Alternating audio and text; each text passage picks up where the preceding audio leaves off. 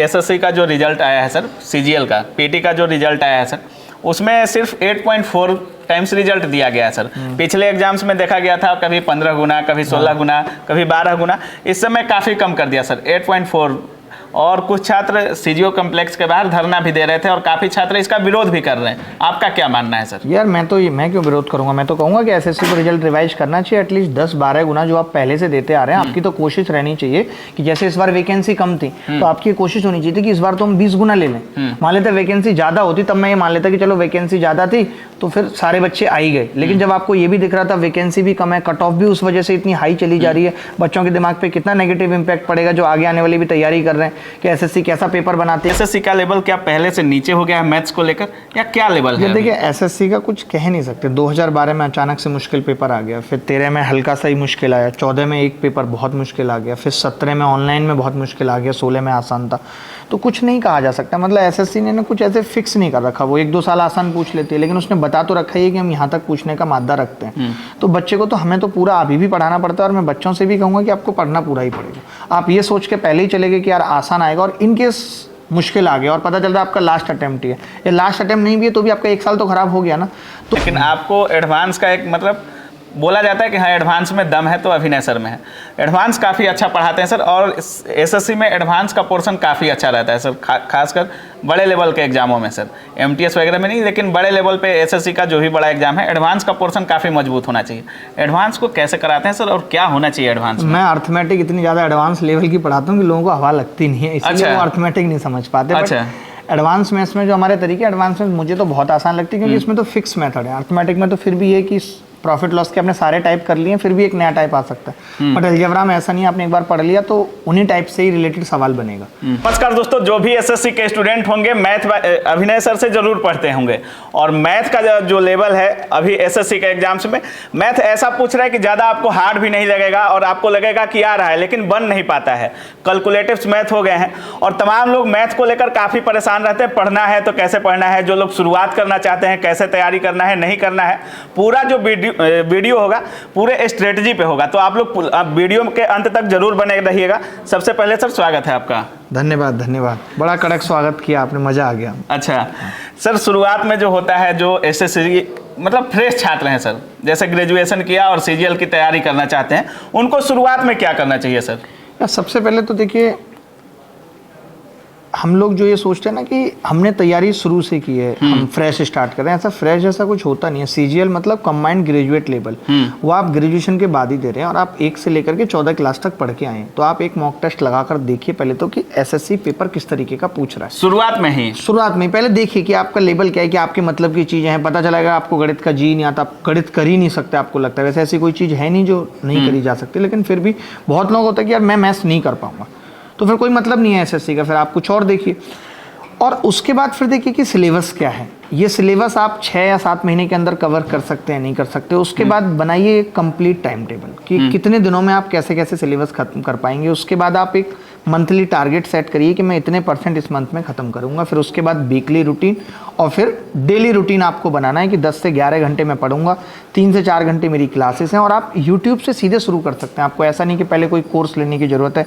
आज लोगों को लगता है कि यार यूट्यूब पे कोई कंप्लीट नहीं पढ़ाता, ऐसा नहीं है। मैंने पूरी कंप्लीट गणित पढ़ा रखी है, आज भी पढ़ाता हूँ, बाकी के टीचर्स भी हमारे यहाँ अदर सब्जेक्ट पढ़ा रहे हैं। तो आप पहले वहाँ से शुरू करिए, बेस बनाइए आप अपना, कि आपको नोट्स स्टार्टिंग से ही बनाने पड़ेंगे। अगर आप पहली बार तैयारी कर रहे हैं तो नोट्स बहुत कंपलसरी है। अपने नोट्स सर इस समय के जो एग्जाम हो रहे हैं सर, और जिस तरह से टीचर लोग पढ़ा रहे हैं सर, अपना पीडीएफ, अपना मटेरियल, हर चीज वही देते हैं सर। सब कुछ दे देंगे, बच्चा क्या करेगा फिर ना, वो याद नहीं हो पाता। हमें भी चीजें कैसे याद हुई, हमें भी चीजें कैसे रट गई, बार बार हमने लिखा है। अपना नोट्स होना चाहिए, बार बार लिखने से ही चीजें याद होती हैं। आप लिखना बिल्कुल नहीं चाहते। अब टीचर्स को भी हो गया कि यार वो पहले बैच स्टार्ट करेगा, फिर उसके बाद एक क्रैश कोर्स, उसके बाद एक प्रैक्टिस कोर्स। इतना उंगली पकड़ रहा है कि बच्चे को लगता है कि फिर वो टीचर सेंटर तक भी पहुंच जा रहा है पूछने की कैसे करके आना, नहीं करके आना, कैसे करके आए नहीं। इतना लपक रहा, बच्चा सोचता है कि यार अंदर तक चलो तो तुम ही टिक कर देना, रिव्यू भी कर रहे हैं। हाँ, तुम ही टिक कर देना, टीचर को बच्चा जरा अंदर ही लेके चले जाए। तो मुझे ऐसा लगता है कि थोड़ा सा इंडिपेंडेंट होना चाहिए। जब तक खुद से पढ़ने की आदत नहीं डालेंगे, सेल्फ स्टडी पे फोकस नहीं करेंगे, तब तक सिलेक्शन बड़ा मुश्किल है। आपको चीज़ें याद ही नहीं रहेंगी जब तक आपके खुद के नोट्स नहीं। एक बार नोट्स बनाने पड़ेंगे, उसके बाद गेम रह जाता है प्रैक्टिस का, कि आप प्रैक्टिस करिए। रेगुलर प्रैक्टिस करिए सर और शुरुआत बहुत मुश्किल नहीं है एसएससी निकालना, ये लगता है सिर्फ। गणित आप सिर्फ ऑनलाइन यूट्यूब से पढ़ के सीख सकते हैं, उसके बाद बस प्रैक्टिस करिए, मॉक टेस्ट दीजिए जितने ज़्यादा दे सकते हैं। सर एसएससी में इस समय क्वेश्चन का लेवल ऐसा रहता है सर, अभी ज़्यादा हार्ड क्वेश्चन नहीं रहता है सर, चूँकि आप काफ़ी दिनों से एसएससी पढ़ा रहे हैं सर, तो आपको अधिक नॉलेज होगा। पहले एसएससी के क्वेश्चन काफ़ी लंबे लंबे होते थे सर और छात्र डर जाता था, लेकिन अभी एक कैलकुलेटिव टाइप का क्वेश्चन रहता है सर, टाइमिंग मतलब टाइम टेकन क्वेश्चन रहता है, तो उन चीज़ों पर कैसे फोकस करना है? एसएससी का लेवल क्या पहले से नीचे हो गया है मैथ्स को लेकर, या क्या लेवल है? देखिए एसएससी का कुछ कह नहीं सकते। 2012 में अचानक से मुश्किल पेपर आ गया, फिर 13 में हल्का सा ही मुश्किल आया, 14 में एक पेपर बहुत मुश्किल आ गया, फिर 17 में ऑनलाइन में बहुत मुश्किल आ गया, 16 में आसान था। तो कुछ नहीं कहा जा सकता, मतलब एसएससी ने कुछ ऐसे फिक्स नहीं कर रखा। वो 1-2 साल आसान पूछ लेती है, लेकिन उसने बता तो रखा ही है कि हम यहाँ तक पूछने का मादा रखते हैं। तो बच्चे को तो हमें तो पूरा अभी भी पढ़ाना पड़ता है, और मैं बच्चों से भी कहूँगा कि आपको पढ़ना पूरा ही पड़ेगा।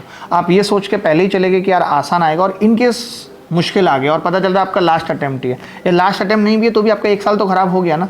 तो अगर 100 मीटर की रेस जीतनी है तो वैसी तैयारी 800-900 मीटर की करके चलनी पड़ती है। तो वो तैयारी तो आपको ऊपर ही करके चलनी पड़ेगी। कब मुश्किल सवाल पूछ लेगा ये नहीं पता, और 1-2 सवाल तो अभी भी मुश्किल आ रहा है, और जिस हिसाब से कट ऑफ जा रही है आप 1-2 सवाल भी गणित में गलत नहीं कर सकते। बिल्कुल सर, 150 से ऊपर कट ऑफ रह रही है। कट ऑफ रह रही है तो आपको तो ये है कि गणित और रीजनिंग में तो 100% सवाल सही होने चाहिए। तो तैयारी का तो एक्स्ट्रा रखना पड़ता है। मैथ एक ऐसा सब्जेक्ट है सर जिसको आता है बहुत अच्छा रहता है, जिसका मैथ ठीक है काफ़ी स्ट्रांग रहेगा सर। मैथ एक ऐसा सब्जेक्ट है, इसमें 50 में 50 भी आप कर सकते हैं, लेकिन जिनका वीक होता है सर उनको आता ही नहीं है मैथ, काफ़ी परेशानी होता है, और खासकर टाइमिंग को लेकर मैथ में काफ़ी परेशानी होता है सर। टाइमिंग को कैसे मैनेज करना है सर? देखो हम ना पहला फोकस टाइमिंग पे ही कर लेते हैं कि यार टाइम नहीं मैनेज हो पा रहा, मैं जल्दी से नहीं कर पा रहा, स्पीड नहीं आ रही। जब हम गाड़ी चलाना भी सीखते हैं तो पहले स्पीड नहीं, पहले हमें रूल रेगुलेशन समझनी पड़ती है, कौन सा क्लच है। पहले हम गाड़ी 20 की स्पीड पे और ऐसी सोसाइटी में जहाँ ट्रैफिक नहीं है वहाँ सीखते हैं, उसके बाद हम स्पीड पकड़ते हैं। अगर हम स्टार्टिंग में स्पीड पकड़ने पर फोकस करेंगे, और वो स्पीड ऐसे आती भी नहीं है, वो स्पीड लगातार प्रैक्टिस करने से आती है। एक ड्राइवर सीखने के बाद 1 महीना कहीं से ट्रेनिंग लेने के बाद भी 1 साल बाद अच्छा ड्राइवर बन पाता है। उससे पहले तो उसकी गाड़ी के पीछे L लिखा रहता है, लल्लू, ठीक है। तो वो हम पहले सीखें, फिर उन चीज़ों को बार बार इम्प्लीमेंट करें, यानी प्रैक्टिस करें, तब हमारी स्पीड अपने आप ठीक हो जाएगी। अच्छा। और टाइम मैनेज तो कैसे होगा? आप तो खुद ही ऐसे वीडियो पूछते हैं हर एक से कि रील देखा, उसका शॉर्ट देखा, उसी में बिजी है बच्चा, टाइम तो मैनेज हो ही नहीं पा रहा। 3-4 घंटे तो रील में ही जा रहा है, कहाँ वक्त मिल पा रहा है पढ़ने के लिए। अब तो जैसे ही मोबाइल हमें मिला था इस काम के लिए कि इसका उपयोग करें, लेकिन हमने उससे ज़्यादा इसका दुरुपयोग करना चालू कर दिया, तो टाइम अब सबके पास कमी रहेगी। आपके पास खुद टाइम की कमी है। बिल्कुल बिल्कुल सर कैलकुलेशन को लेकर मैथ में ऐसा बोला जाता है कि जिसका कैलकुलेशन बहुत अच्छा है उसकी टाइमिंग बहुत अच्छी हो सकती है और मैथ काफ़ी अच्छी हो सकती है। और आज जिस समय ऑनलाइन जिस तरह का क्वेश्चन ऑनलाइन में आता है सर, कैलकुलेशन काफ़ी मायने रखता है सर कि कैसे करना है कि कैलकुलेशन काफ़ी स्ट्रांग रहे, और कैलकुलेशन के आधार पे मतलब सवालों को इजी कैसे बनाना है सर? नहीं देखो, ये तो है, कैलकुलेशन ही नहीं, 2 चीज़ें। एक आजकल जब लंबे लंबे सवाल आ जाते हैं तो बच्चा उनको पढ़ना ही पसंद नहीं करता, तो कॉम्प्रिहेंशन एबिलिटी भी होना बहुत ज़रूरी है। जिसकी इंग्लिश अच्छी होगी या जिसकी कॉम्प्रिहेंशन एबिलिटी अच्छी है, जो अखबार में न्यूज़ पढ़ लेता है लंबी लंबी, वो क्वेश्चन भी पढ़ के तुरंत समझ जाता है। तो ये गेम प्रैक्टिस का ही है, और कैलकुलेशन भी प्रैक्टिस से ही आती है कि हमें पता है मैंने 48 को 7 से इतनी बार गुणा किया, 36 को 7 से इतनी बार गुणा किया, मुझे पता है कि जब गुणा होगी तो ये आ जाएगा। कैलकुलेशन में सब कुछ आ जाता है कि आपको डिजिटल सम आता है नहीं आता, आपको यूनिट डिजिट से चेक करना आता है नहीं आता, सब कुछ। जब ये सारी चीज़ें मिलके ना, तब हम कह पाते हैं कि अब मुझे डर नहीं, किसी गुमराही का हर रास्ता तुझ तक जाता है। जब हमें सारे तरीके पता चल जाते हैं तो मुझे पता है मैं किसी से भी जाऊँगा, मैं उत्तर तक पहुँच जाऊँगा। सर अरिथमेटिक तो सभी लोग अच्छे पढ़ा लेते हैं, लेकिन आपको एडवांस का एक मतलब बोला जाता है कि हाँ एडवांस में दम है, तो अभिनय सर में है। एडवांस काफ़ी अच्छा पढ़ाते हैं सर, और एसएससी में एडवांस का पोर्शन काफ़ी अच्छा रहता है सर, खासकर बड़े लेवल के एग्जामों में सर, एमटीएस वगैरह में नहीं, लेकिन बड़े लेवल पे एसएससी का जो भी बड़ा एग्जाम है, एडवांस का पोर्शन काफ़ी मजबूत होना चाहिए। एडवांस को कैसे कराते हैं सर, और क्या होना चाहिए एडवांस में? मैं अर्थमेटिक इतनी ज़्यादा एडवांस लेवल की पढ़ाता हूँ कि लोगों को हवा लगती नहीं है, इसलिए वो अर्थमेटिक नहीं समझ पाते। अच्छा। एडवांस मैथ्स में जो हमारे तरीके, एडवांस में मुझे तो बहुत आसान लगती है, क्योंकि इसमें तो फिक्स मेथड है। अर्थमेटिक में तो फिर भी ये कि प्रॉफिट लॉस के आपने सारे टाइप कर लिए, फिर भी एक नया टाइप आ सकता है। बट अलजेब्रा में ऐसा नहीं है, आपने एक बार पढ़ लिया तो उन्हीं टाइप से ही रिलेटेड सवाल बनेगा। तो फिक्स मेथड है, आप एक बार नोट्स बनाएंगे, खुद से कॉपी करेंगे, उसके बाद खुद से सवाल लगाना चालू करेंगे, बीच बीच में ज़रूरत रहेगी कि ये वाली चीज़ देखनी है तो पीछे देख ले, फिर वो चीज़ें याद हो जाती हैं बार बार लिखने से, तो आएगी प्रैक्टिस से ही। एडवांस का ऐसा कोई फॉर्मूला नहीं है कि मैं ये कह दूं कि नहीं भाई ये एक फॉर्मूला है सब पे लगेगा। वैल्यू पुटिंग कुछ कोर मेथड है, वैल्यू पुटिंग है, हमें आनी चाहिए, concept of symmetry, concept of degree, बहुत सारे ऐसे नए मेथड्स हैं जो हमने बनाए, और बच्चा वो यूट्यूब से ही पढ़ के सब कुछ अच्छा कर सकता है। यूट्यूब अगर वो मेरे यूट्यूब देख ले और A to Z quant maths का पूरा अलजेब्रा ज्योमेट्री ये सब देख लेता तो उससे बाहर आगे आने वाले 5 साल में भी कुछ नहीं आएगा। नहीं आएगा। ऐसा क्या दे पाते हैं आप जो अदर टीचर नहीं दे पाते हैं? नहीं मतलब मैं ज़्यादा पढ़ा देता हूँ, बहुत ज़्यादा पढ़ाता हूँ, सब कुछ पढ़ाता हूँ। अलजेब्रा है तो अलजेब्रा की बहुत सारी क्लासेस मैंने डाली हुई। मतलब मैं ये कोशिश करता हूँ कि कोई भी टाइप छूटे ना और कोई भी सवाल लंबा ना हो। मतलब मैं बहुत ये नहीं, लोग आजकल क्या है कि कोई सवाल का सॉल्यूशन 10 लाइन 15 लाइन का है, लोग उसे बेसिक कहते हैं। मैं कहता हूँ कि ये बेसिक नहीं है, ये बर्बाद सॉल्यूशन है। इससे बच्चे को हमें क्यों सिखाना है? हमें पता है कि जब 10-15 लाइन वाला सॉल्यूशन पेपर में काम ही नहीं आना तो उसे सिखाना क्यों है? तो हम नहीं सिखाते वो सॉल्यूशन, हम सिर्फ वही सॉल्यूशन बताते हैं जो पेपर में आपको लगाना है। वो कैसे बनाए इसके पीछे की हिस्ट्री बताते हैं।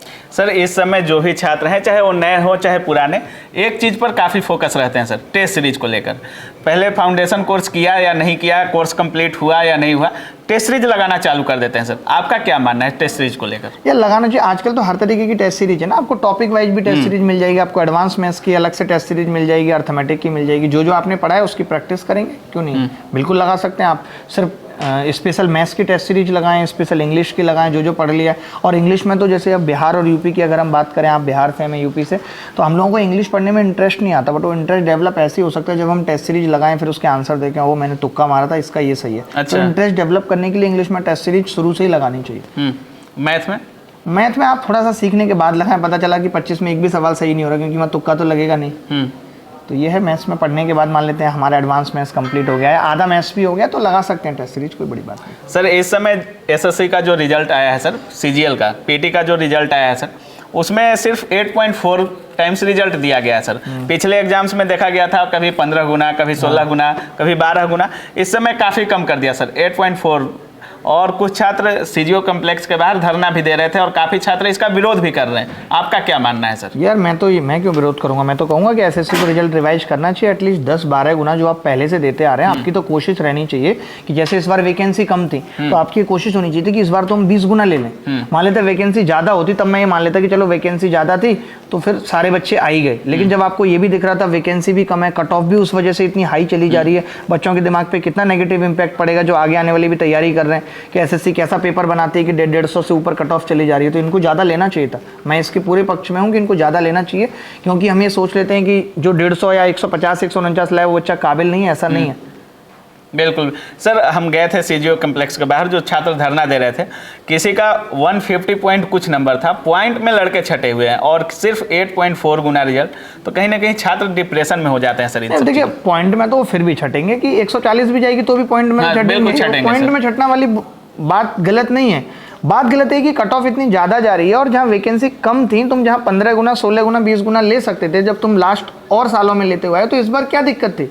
आपको लेना चाहिए था। आप जानबूझ के कुछ ना कुछ ऐसा पंगा कर देते हो जिससे कि लोगों में रोष बढ़े, लोग क्रोधित हों, लोग आंदोलन करें, लोग मजबूर हों ट्विटर कैंपेन के लिए। तो ये सब चीज़ें तो इनको भी पहले पता होती हैं कि इस बात पे बवाल हो सकता है।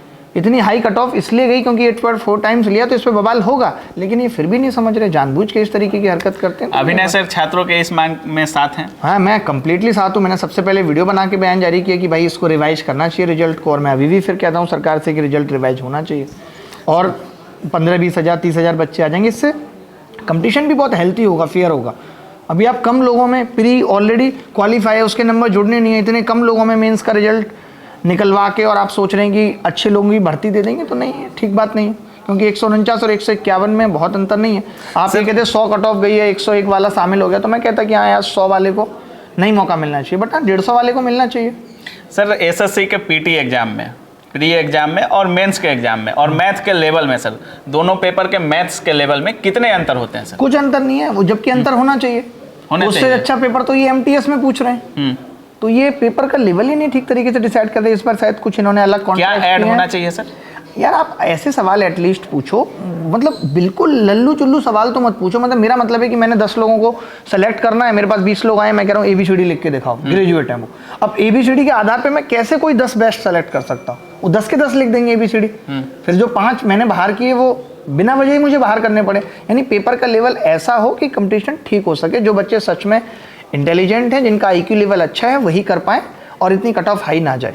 अच्छा, बहुत बहुत धन्यवाद सर। थैंक यू, बहुत अच्छा लगा आपसे बात करके। आप काबिल न्यूज़ से हैं और इसी तरीके से काबिलता वाले काम करते रहें। बहुत मजा आया आपके साथ बात करके। बहुत बहुत धन्यवाद सर। तो जैसा कि आप लोग देख रहे थे, अभिनय सर थे और एसएससी के कंप्लीट मैथ स्ट्रेटेजी पर, एसएससी जो रिजल्ट आया है उस पर, और कैसे टाइमिंग को मैनेज करना चाहिए, क्या कुछ होना चाहिए कि हम रिजल्ट तक पहुंच सके, इस सारे मुद्दे पर हमने सर से बात किया और सर ने काफ़ी अच्छा से जवाब दिया है। सर का चूंकि एक भरोसा काफ़ी रहता है छात्रों को सर पर, और काफ़ी छात्र मानते हैं कि सर जो बोलते हैं काफ़ी सटीक बोलते हैं और इनके बातों को फॉलो जरूर करिएगा, क्योंकि एसएससी के स्टूडेंट के भरोसा है सर, मैथ के स्टूडेंट के भरोसा है सर। बाकी आप क्या कुछ सोच रहे हैं इस पूरे वीडियो के बारे में, अपनी राय कमेंट सेक्शन में जरूर रखिएगा। आप देख रहे थे काबिल न्यूज़। जय हिंद। बहुत बढ़िया करा, बहुत बढ़िया।